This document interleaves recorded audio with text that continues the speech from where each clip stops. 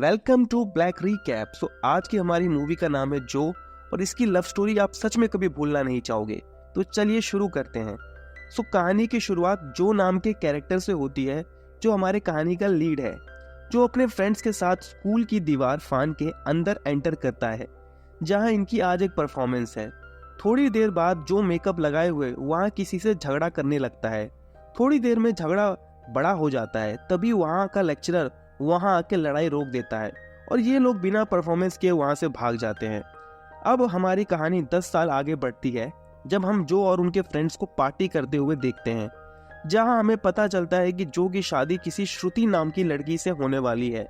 जिस खुशी में ये पार्टी कर रहे होते हैं, तभी श्रुति का कॉल आ जाता है जो के फोन पे, जहां श्रुति उसे बताती है कि वो इस शादी में इंटरेस्टेड नहीं है, वो अपने पापा के लिए शादी करने पे मजबूर है, इसलिए जो ही आगे से इस शादी को तोड़ दे। अब हमारी कहानी फिर से फ्लैशबैक में जाती है, जब जॉ और उसके फ्रेंड्स का कॉलेज का पहला दिन था। जॉ और उसके फ्रेंड्स की सेम क्लास होती है। पहले दिन ही क्लास में एंटर करते वक्त जॉ को एक लड़की दिखती है जिसका नाम सुचित्रा होता है, और वो रो रही होती है। उस रोती लड़की को देखते ही उसकी मासूमियत पे जॉ को प्यार आ जाता है। वो पहली नजर में उसे पसंद करने लगता है, और वो भी इसी क्लास में पढ़ती है। जो अपने फ्रेंड्स से पता लगाने को कहता है कि ये लड़की क्यों रो रही है। इस पे इसके फ्रेंड्स पता करके बताते हैं कि ये एक मलयाली लड़की है और क्लास में कोई दूसरी मलयाली नहीं है, इसलिए वो रो रही है। अगले दिन हम देखते हैं कि सुचित्रा जो को अपने पास बुलाती है और उससे कुछ बात करती है, जहां थोड़ी देर बाद उसके फ्रेंड्स उससे पूछते हैं कि उसने ऐसा क्या जादू चलाया कि एक दिन में ही सुचित्रा उससे बात करने लगी।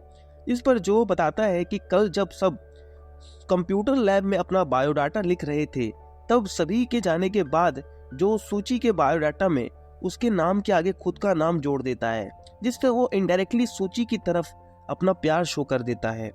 अब हम देखते हैं कि रोज जो उसी कलर के कपड़े पहन के कॉलेज आता है जिस कलर के कपड़े सूची पहन के आती है। ये सिलसिला काफी दिनों तक चलता है। जो रोज खुद को नोटिस करवाने की कोशिश करता है, लेकिन सूची उस पर ज्यादा ध्यान नहीं देती। जो के फ्रेंड्स रोज जो को प्रपोज करने के लिए बोलते हैं कि वो सूची को प्रपोज कर दे, लेकिन सूची को देखते ही जो की हालत खराब हो जाती है। रोज जो कोशिश करता है प्रपोज करने की, पर उसकी हिम्मत नहीं होती। यहीं पे हमें जो और सूची के काफी क्यूट सीन्स देखने को मिलते हैं। एक सीन में जब कॉलेज का सीनियर सूची को प्रपोज करता है तो वो क्लास में आकर रोने लगती है। इसी बीच सूची को कॉलेज के काफी लड़के प्रपोज करते हैं, लेकिन वो किसी में इंटरेस्टेड नहीं है। इधर जो ये सब देख के मानो पहले ही खुद को रिजेक्ट कर चुका होता है। एक दिन जब जो लैब कोट लाना भूल जाता है तो उसे लैब में एंट्री नहीं मिलती। इस पर जो सूची से लैब कोट मांगता है और वो उसे दे देती है। वो लैब कोट पहन के ऐसा बिहेव करता है जैसे वो उसे बहुत प्यारा खजाना मिल गया हो। अगले सीन में हम देखते हैं कि कॉलेज में ओणम है और सब अपने ट्रेडिशनल ड्रेस में आए हुए हैं।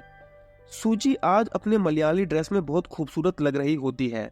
जो तो आज पूरा मन बना ही लेता है कि वो सूची को प्रपोज कर ही देगा, लेकिन हमेशा की तरह बेचारा जो सूची के पास जाते ही हड़बड़ा जाता है और उसे सिर्फ हैप्पी ओणम बोल आता है। अगले सीन में हम देखते हैं कि वही कॉलेज का सीनियर जो को धमकी देता है कि वो सूची से दूर रहे, लेकिन अपने जो को उससे कोई फर्क नहीं पड़ता। अब इधर हम देखते हैं कि जो का फ्रेंड्स जो को बताता है कि कल से समर हॉलीडेज होने वाले हैं। अगर उसने आज प्रपोज नहीं किया तो फिर से दोबारा मौका मिलना मुश्किल है। इधर सूची अब क्लास में आ जाती है। जो के फ्रेंड्स इस बार जो को जबरदस्ती खींच के सूची के पास ले जाते हैं कि आज वो किसी तरह सूची को प्रपोज कर दे। यहाँ तक एक बात जरूर समझ आ जाती है कि सूची ऑलरेडी शायद जानती है कि जो क्या बोलना चाहता है, पर वो उस बात को अपने अंदर दबा देती है। आखिरकार जो हथक हार के सूची को प्रपोज कर ही देता है। इसी वक्त हम देखते हैं कि जो और सूची दोनों की आंखों में थोड़े बहुत आंसू है, जैसे सूची भी जो के प्रपोजल का वेट कर रही थी, लेकिन वो जो को कोई रिप्लाई नहीं देती और इधर जो भी वहां से हड़बड़ा के भाग जाता है। अगले सीन में जो देखता है कि सूची फिर से रो रही है तो उससे माफी मांगने की सोचता है। क्लास के एंड में जो सूची के पीछे पीछे जाता है कि उससे माफी मांग सके, लेकिन उसकी हिम्मत नहीं होती। अब हम बस स्टैंड का सीन देखते हैं, जहां सूची अपने केरला के बस का वेट कर रही होती है। जो भी उधर होता है अपने फ्रेंड्स के साथ। तभी हम देखते हैं कि सूची की बस आ जाती है और जो अब समझ जाता है कि सूची उसमें इंटरेस्टेड नहीं है। सूची बस में बैठ जाती है। तभी कॉलेज का वही सीनियर सूची के बगल में आके बैठ जाता है जो सूची में इंटरेस्टेड था। सूची बाहर खड़े जो को देखने लगती है। काफी देर तक जो को ऐसे ही देखती रहती है, मानो वो जो को कहना चाहती हो कि इस सीनियर की जगह जो को होना चाहिए था। अब बस खुल जाती है। तभी जो भी ये बात समझ जाता है कि सूची अपनी आंखों से क्या कहना चाहती है, वो दौड़ के बस पकड़ लेता है और उस सीनियर को जबरदस्ती उठाकर खुद उसकी जगह पे बैठ जाता है। वो बैठते ही सूची के कंधे पे अपना हाथ रख देता है और सूची भी अपना सिर जो के कंधे पे रख देती है, जिससे हमें ये पता चलता है कि बिना बोले दोनों ने एक दूसरे को एक्सेप्ट कर लिया है। अब हम अगले कुछ सीन्स में दोनों के स्वीट मोमेंट्स देखते हैं, जहां वो एक दूसरे के साथ घूम फिर रहे हैं और एक दूसरे को प्यार कर रहे हैं। अगले सीन में हम देखते हैं कि जो अपने फ्रेंड्स को बता रहा होता है कि उसने सूची को किस किया। थोड़ी देर बाद हमें पता चलता है कि उसका एक फ्रेंड नशे की हालत में कॉलेज में ये बात फैला देता है कि जो और सूची ने किस किया। अब सूची का कॉल जो को आता है, जहां सूची जो को पर्सनल मैटर दूसरों को बताने के लिए बहुत गुस्सा करती है और उसे भला बुरा कहती है, और यहाँ से दोनों की लड़ाइयों का सिलसिला भी शुरू हो जाता है। अगले कुछ दिनों ऐसे ही दोनों के बीच काफी लड़ाइयाँ होती है। फिर एक दिन कॉल पे वो एक दूसरे को सॉरी बोल के बात खत्म कर देते हैं। अगले सीन में हम देखते हैं कि जो और सूची मंदिर में है, जहाँ सूची एक मंगलसूत्र की तरफ इशारा करके जो से बोलती है कि मुझे यह कब पहनने को मिलेगा, तो जो जवाब देता है अभी। वो मंगलसूत्र निकालता है और सूची को पहनाने लगता है, जिसपे सूची बोलती है मजाक मत करो, लेकिन फिर भी जो नहीं रुकता। वो मंगलसूत्र लेके अपना हाथ सूची की तरफ बढ़ाता है और सूची थोड़ा बहुत पीछे जरूर होती है, लेकिन फिर वो अपनी आंखें बंद कर लेती है। लेकिन जो एंड मौके पे पीछे हट जाता है और जोर जोर से हंसने लगता है। असल में जो मजाक ही कर रहा था। इस पे सूची अपनी आंखें खोलती है और वो जो को मंगलसूत्र पहनाने को बोलती है। इस पे जो बोलता है कि कहीं तुम मजाक तो नहीं कर रही। इस पे सूची बोलती है कि वो सीरियस है, उसे ये अभी के अभी पहनना है, लेकिन जो राजी नहीं होता। सूची कहती है कि अगर उसने इसे आज नहीं पहनाया तो शायद वो बाद में कभी रिग्रेट करेगा। अब हम अगले सीन में देखते हैं कि कॉलेज के फाइनल एग्जाम्स खत्म हो गए हैं और जो इस बात से काफी खुश है, लेकिन सूची खुश नहीं होती, क्योंकि उसे अब पता है कि उसे जो से अब अलग रहना पड़ेगा। वो जो को टाइटली हग करती है और रोने लगती है। जो को कॉलेज के बीचों बीच थोड़ा एम्बेरसमेंट लगता है, तो वो सूची को खुद से अलग करने की कोशिश करता है, लेकिन सूची उसे छोड़ने का नाम नहीं लेती। फिर जो भी बिना दूसरों की चिंता के सूची को हग कर लेता है।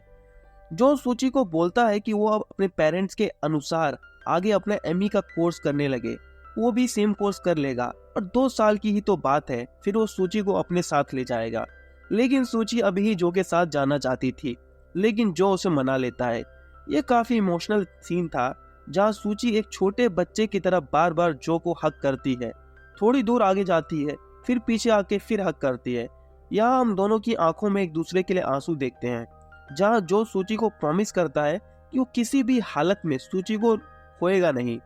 अब आने वाले दोनों साल में हम देखते हैं कि ये दोनों एक दूसरे को खूब मिस करते हैं, एक दूसरों की यादों में हमेशा खोए रहते हैं। लेकिन कमाल की बात तो ये है कि ये दोनों जब भी कॉल पे आते हैं तो सिर्फ एक दूसरे से लड़ते झगड़ते हैं। इनको एक दूसरे से काफी छोटी छोटी बातों पे शिकायतें होती है। इन्हीं लड़ाइयों के बीच ये कई बार एक दूसरे को ब्रेकअप भी बोल देते हैं। अगले सीन में हम देखते हैं कि इनके बीच की शिकायतें और झगड़े काफी बढ़ चुके हैं, जिसके चलते ये दोनों एक दूसरे से एक आखिरी बार मिलके ये रिश्ता तोड़ने की बात करते हैं। ये दोनों एक रेलवे स्टेशन पे मिलते हैं, जहाँ एक दूसरे को देखते ही ये दोनों दौड़ के गले लग जाते हैं। तभी बाकी लोग इनको ऐसा करते हुए देख लेते हैं, लेकिन सूची को इससे कोई फर्क नहीं पड़ता। वो जो को नहीं छोड़ती। ऐसा लगता है मानो सब कुछ इनके बीच ठीक हो गया हो। अब ये दोनों एक जगह बैठ के बातें करने लगते हैं, लेकिन थोड़े ही देर में फिर से इनकी शिकायतें शुरू हो जाती है। इसी बीच सूची जो को गुस्से में चाटा मार देती है। इस पे जो का भी हाथ उठ जाता है, लेकिन वो खुद को रोक लेता है और वहां से गुस्से में जाने लगता है। पीछे से सूची भी चिल्ला के कहती है कि उसे अब जो की कोई जरूरत नहीं, वो हमेशा के लिए इसकी लाइफ से चले जाए। जो भी यहाँ काफी गुस्से में होता है और उसे भी अब ऐसा लगता है कि सूची की कोई परवाह नहीं। अब जो रेलवे स्टेशन से बाहर निकल के जोर जोर से अपनी बाइक पे मुक्का मार के अपना गुस्सा निकालने लगता है। तभी पीछे से सूची रोते हुए आती है और जो को पीछे से हक कर लेती है और माफी मांगने लगती है। वो सेल्फिश हो गई थी, उसने ये सब गुस्से में कह दिया, जिसपे जो उसको चुप कराता है और उसे कहता है कि उन दोनों को अब कुछ टाइम के लिए ब्रेक ले लेना चाहिए और एक दूसरे से कुछ वक्त तक बात करना छोड़ देना चाहिए, जिससे शायद इनके बीच फिर से सब ठीक हो जाए। सूची दुखी मन से ये बात मान लेती है। अब 6 महीने तक ये दोनों एक दूसरे से बात नहीं करते। फिर एक दिन सूची जो को कॉल करके अपने घर बुलाती है, जहाँ जो सूची के डैड से अपनी और उसकी बात कर सके। वो जो को ये भी रिक्वेस्ट करती है कि जो अपना एटीट्यूड, गुस्सा और ईगो पीछे छोड़ के सिर्फ सूची के लिए सूची का जो बन के आए। इस पे जो भी हाँ कर देता है। अगले दिन जो केरला पहुंच जाता है सूची के घर, जहां हमें पता चलता है कि सूची के मॉम, डैड और दूसरे बेकार के रिश्तेदार वहां ऑलरेडी होते हैं। वो लोग इन दोनों की शादी के खिलाफ होते हैं, क्योंकि जो दूसरी स्टेट का लड़का होता है और सूची एक पक्की मलयाली गर्ल। वो रिश्तेदार सूची के डैड को वहां और भड़काने का काम करते हैं। इसी बीच सूची कमरे में अंदर दूसरे कुछ रिलेटिव्स के साथ होती है, जो उसे जो से बाहर मिलने जाने नहीं देते। आज सच में जो अपने एग्रेशन और गुस्से को भूल के सिर्फ सूची के लिए उन्हें समझाने की कोशिश करता है, पर उनके रिश्तेदार जो को ठीक से सूची के डैड से बात तक नहीं करने देते, जिससे जो अपनी बात समझा ही नहीं पाता। जब जो जबरदस्ती बात करने की कोशिश करता है तो उनके रिश्तेदार जो को पीटना शुरू कर देते हैं। वो इसका जवाब दे सकता था, लेकिन उसने सूची को प्रॉमिस किया था। इसी बीच जो को धक्का लगने पे वो सूची के डैड के ऊपर जा गिरता है। तभी सूची जबरदस्ती बाहर आ जाती है और वो जो को अपने डैड के ऊपर गिरा देख लेती है, जिससे ऐसा लगता है मानो जो सूची के डैड को पीट रहा था। अब सब वहां पे मिलके ऐसी एक्टिंग करने लगते हैं जैसे असल में जो ही उन्हें पीट रहा था, जिससे सूची उससे नफरत करने लगे। जो सफाई देने की कोशिश करता है, लेकिन सूची उसकी एक भी नहीं सुनती। कमाल की बात तो यह है कि सूची के डैड भी इस नाटक में शामिल हो जाते हैं। अब सूची आखिरी बार जो को बोलती है कि वो इसकी लाइफ से चले जाए, वो दोबारा उसकी शक्ल नहीं देखना चाहती। जो उसे कई बार समझाने की कोशिश करता है, मगर सूची उसकी एक भी नहीं सुनती। जो बेचारा वहां से ह्यूमिलेट होके चले जाता है। वो एंड तक पीछे मुड़ के देखता रहता है कि हर बार की तरह सूची इस बार भी पीछे से आके उसे हक कर लेगी, पर ऐसा नहीं होता है। जो का तो दिल ही टूट जाता है, उसकी आंखें नम होती है। अब अगले सीन में हम देखते हैं कि जो शराब में पूरी तरह से डूब चुका है। तभी वहां उसके फ्रेंड्स आ जाते हैं और उसकी शराब की बोतल तोड़ देते हैं और उसे इससे बाहर निकलने को कहते हैं। लेकिन जो सूची को अपने दिल और दिमाग से निकाल ही नहीं पा रहा होता है, वो अपने दोस्त को पकड़ के फूट फूट के रोने लगता है, क्योंकि उसने शायद बहुत कीमती चीज खो दी होती है बिना किसी गलती के। तभी जो के फ्रेंड को फेसबुक पे सूची की फोटो दिखती है किसी दूसरे लड़के के साथ। शायद सूची के पेरेंट्स ने उसका रिश्ता किसी से तय कर दिया होता है। जो वो फोटो देख लेता है। जो फोटो देखते ही इमोशनल होके बोलता है कि अगर ये लड़का सूची से शादी करने वाला है, मेरी और सूची की शादी का क्या। ये सुनते ही उसके सारे फ्रेंड्स चौंक जाते हैं। तब हम फिर से फ्लैशबैक में देखते हैं कि उस दिन मंदिर में जो मंगलसूत्र रखने के बाद एक काला धागा सूची को पहना देता है। कहता है कि यही तुम्हारी वेडिंग चैन है, जिससे पता चलता है कि उन्होंने एक तरह से शादी कर ली होती है। बैकग्राउंड में मंत्रों का म्यूजिक चल रहा होता है और सूची और जो एक दूसरे को हक कर लेते हैं। काफी क्यूट मोमेंट होता है वो। अब जो नशे की हालत में अपने दोस्तों को रिक्वेस्ट करता है कि उसे फिर से केरला ले जाए। वो फिर से कोशिश करेगा सूची को मनाने की। उसके दोस्त उसे मना करते हैं, लेकिन जो नहीं मानता और उन दोस्तों को जो को वहां ले जाना पड़ता है। अब केरला पहुंच के जो जैसे ही सूची के घर के पास पहुंचता है, तो वो सूची के घर के आगे भीड़ देखता है। सब वहां रो रहे होते हैं। जो जैसे तैसे भीड़ में अंदर घुसता है, तो वो वहां देखता है कि सूची की डेड बॉडी वहां पड़ी हुई है। तभी सूची के रिश्तेदार फिर से जो को देख लेते हैं और उसे मारने लगते हैं, लेकिन इस बार सूची के डैड सभी को रोक लेते हैं और धमकी देते हैं कि अगर कोई इसे हाथ लगाएगा तो मुझसे बुरा कोई नहीं होगा। जहां हमें पता चलता है कि अब उनको इस बात का पछतावा है कि उन्होंने एक छोटी सी बात के लिए इनका रिश्ता होने नहीं दिया, जिस वजह से सूची मर गई। अब यहाँ से जो की लाइफ सूची की यादों में सिर्फ आंसू और शराब से भरी होती है। दिन रात सूची को इमेजिन करना, शराब पीना और रोना धोना, यही लगा होता है। अगले सीन में हम देखते हैं कि जो अपने फ्रेंड्स के साथ बियर पी रहा होता है। तभी वो लोग उसे समझा रहे होते हैं, लेकिन जो सूची की यादों में ही घिरा रहना पसंद करता है। वो कहता है कि जब मैंने सूची को पहली बार देखा था तो वो रो रही थी और कितनी सुंदर लग रही थी, और जब मैंने सूची को आखिरी बार देखा तब भी वो रो ही रही थी, और उसके पीछे की वजह मैं हूँ। असल में जो खुद को उसकी मौत का जिम्मेदार मानता है, जबकि ऐसा नहीं था। सूची की मौत के जिम्मेदार तो सूची के घर के रिश्तेदार थे। तभी हम देखते हैं कि जो वहां बेहोश होकर गिर पड़ता है, उसके मुंह से झाग आने लगता है। जहां हमें पता चलता है कि जॉन ने बियर में जहर मिला के पी लिया था, लेकिन उसके फ्रेंड्स उसको टाइम पे हॉस्पिटल पहुंचा देते हैं और जॉब बच जाता है। अगले सीन में हम देखते हैं कि जो हॉस्पिटल में लेटा हुआ है और उसकी ऐसी हालत देख के उसकी माँ खूब रोती है। अब जो रिकवर होके घर लौट आता है, जहाँ उसकी माँ उसे थप्पड़ मार के कहती है कि उसने एक बार भी अपने माँ बाप और उनके प्यार के बारे में नहीं सोचा, वो सेल्फिश हो गया है। इस पर जो अपनी माँ को सॉरी बोलता है और दोनों एक दूसरे के गले लग के खूब रोते हैं। इधर कुछ दिन बीतने के बाद जो अपनी माँ के कहने पर शादी करने के लिए तैयार हो जाता है। इसके चलते जॉ की शादी श्रुति नाम की लड़की से तय होती है।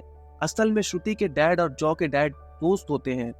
अब हम दोबारा अपनी कहानी के स्टार्टिंग में पहुंचते हैं, जहां जॉ को श्रुति का फोन आता है कि वो ये शादी नहीं करना चाहती, इसलिए जॉ खुद ही ये शादी आगे से तोड़ दे। लेकिन ये क्या, हम देखते हैं कि शादी के मंडप में जो ऑलरेडी तैयार बैठा है। श्रुति ये सब देख के शॉक हो जाती है, क्योंकि उसे लगा था कि जो शादी तोड़ देगा, मगर वो ऐसा बिहेव करता है जैसे उसे कुछ मालूम भी नहीं।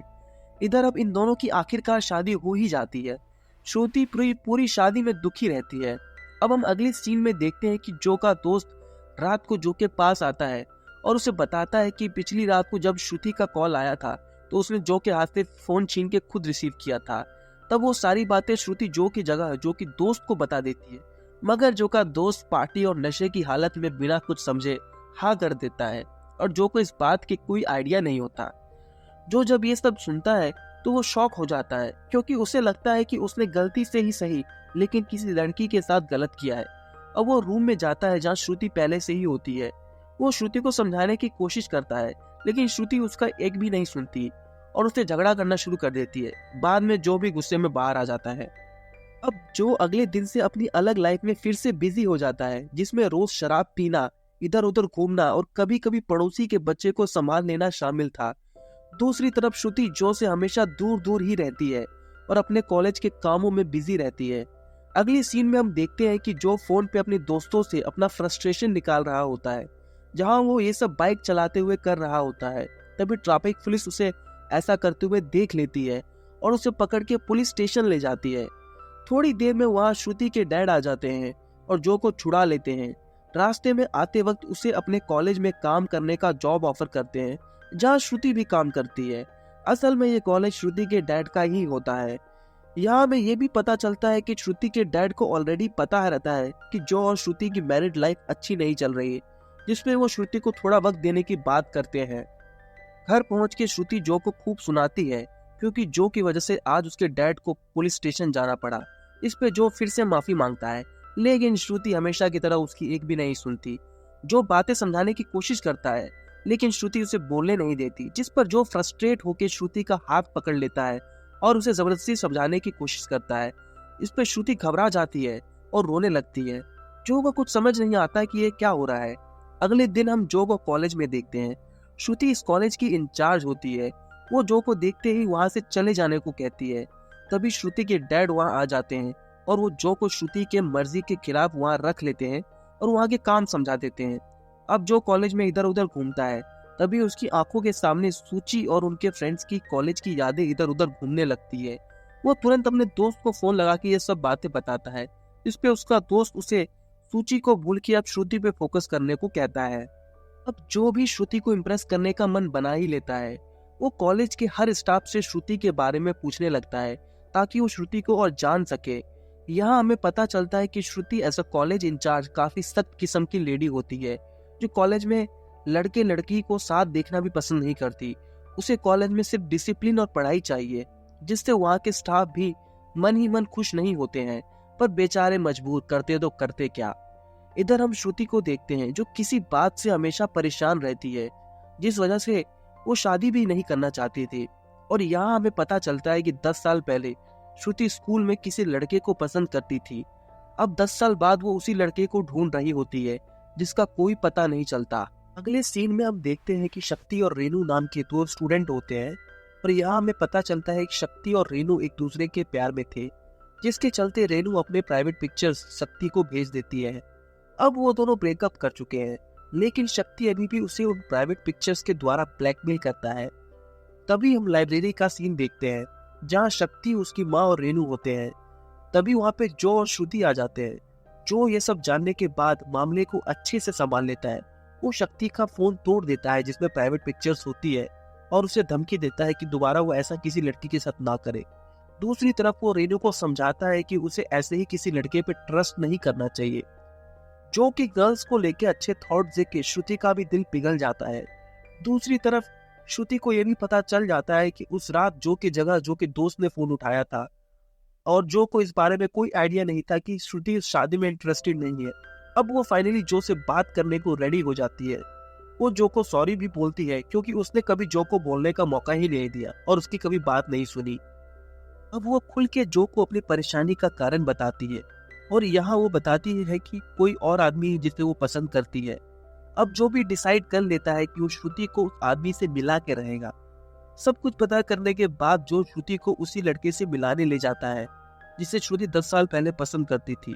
अब श्रुति को कार से हम उतरते हुए देखते हैं जहाँ जो ऑलरेडी उसका वेट कर रहा था। तब जो उसे उसी लड़के की तरफ दूर से इशारा करते हुए कहता है कि वही वो लड़का है श्रुति जिसे तुम पसंद करती थी।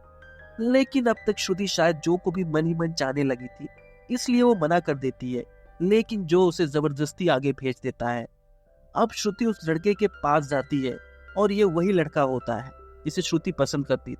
उसको देखते ही श्रुति भी फ्लैशबैक में चली जाती है, जहाँ हमें साफ साफ पता चलता है कि श्रुति उसे पसंद करती थी, जिसके चलते उसने उसे प्रपोज भी किया था। बदले में उसने मौके का फायदा उठा के श्रुति को अकेले क्लासरूम में ले जाके उसके साथ जबरदस्ती करने की कोशिश की थी। और तभी रूम में एक लड़का मेकअप लगाए हुए आ जाता है और वो श्रुति को बचा लेता है और इसे खूब पीटता है। और यहाँ असली खुलासा होता है कि श्रुति इतने दिनों से जिसे ढूंढ रही थी वो ये लड़का नहीं है जिसने इसके साथ जबरदस्ती करने की कोशिश की, बल्कि वो लड़का है जिसने इसको बचाया। चूंकि उसने अपने चेहरे पे मेकअप लगाया था, इसलिए श्रुति उसका चेहरा नहीं देख पाती, पर वो उसी लड़के को पसंद करती थी। अब श्रुति इस लड़के से जबरदस्ती उसका नाम पूछती है जिसने उसे बचाया था, और वो लड़का और कोई नहीं, वो अपना जो होता है। जी हाँ, आपको याद है कहानी के स्टार्टिंग में स्कूल की दीवार फान करके जो एक स्कूल में परफॉर्मेंस के लिए गया था, जहाँ उसकी किसी से लड़ाई हो जाती है। वो श्रुति को बचाने के दौरान हुई लड़ाई होती है। अब श्रुति जो का नाम सुनते ही खुशी से उछल पड़ती है, क्योंकि वो लड़का और जो एक ही बॉय थे जिसे श्रुति प्यार करती थी। और यहाँ दोनों एक दूसरे को टाइट हग करते हैं। इन दोनों की आंखों में एक दूसरे के लिए सिर्फ प्यार ही होता है। और यहीं पे हमारी कहानी खत्म हो जाती है। और इस कहानी से हमें ये सीखने को मिलता है कि अगर लाइफ से मीनिंग खत्म हो जाए तो इसका सॉल्यूशन सुसाइड नहीं है, बल्कि लाइफ को जीना है। तभी तो जो को एक नई लाइफ मिली मीनिंग खोने के बाद। श्रुति की शादी भी शुचि की तरह जबरदस्ती की थी, लेकिन श्रुति ने सुसाइड करने की जगह इस प्रॉब्लम को फेस किया और आखिरी में उसके साथ भी सब कुछ अच्छा ही हुआ। Thank you very much.